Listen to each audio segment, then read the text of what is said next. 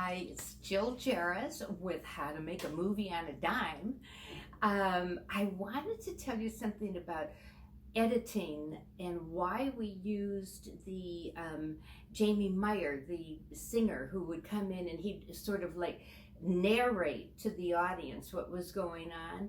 I mean, that dates back to Shakespeare, where they would have a narrator come out and talk directly to the audience. That's a great way to segue between scenes when you're missing a shot. What I did with the movie, the first shoot that we did, it was all non-union actors, and there wasn't a star in it. And at that time, it shows how fast technology changes. You could get a DVD distribution without a star. I decided I would just shoot with 4 unknown actors who needed the footage for their reels, and that was the exchange. Everything was provided for them on the set, and they would get, at the end of it, they would get a DVD, which I sent all of them a DVD so that they could excerpt their part and use it on their reel.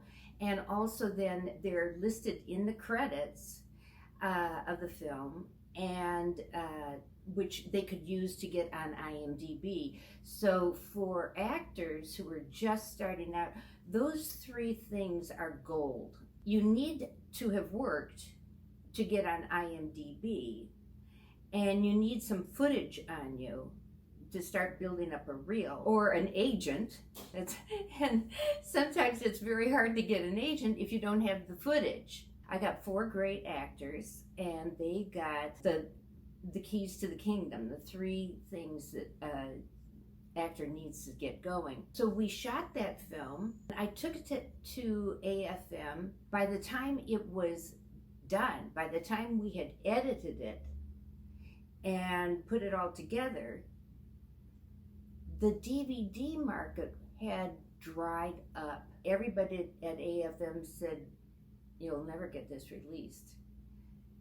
And I went home and I thought, I'm gonna get this released. I just have to figure out how I'm gonna do it. Then I came up with the idea of, I have a little itty bitty tiny part in the first shoot of Pixie L'Amour. I thought, I'm gonna write another character who would be a male star, and we can shoot those scenes together and edit them to what we had for the first movie. Finally, we came out with this one movie that was all put together, but there were little gaps. The first shoot with the 4 young actors who had no credits, and then also the second shoot with Timothy Bottoms, who's a Golden Globe nominee, and myself.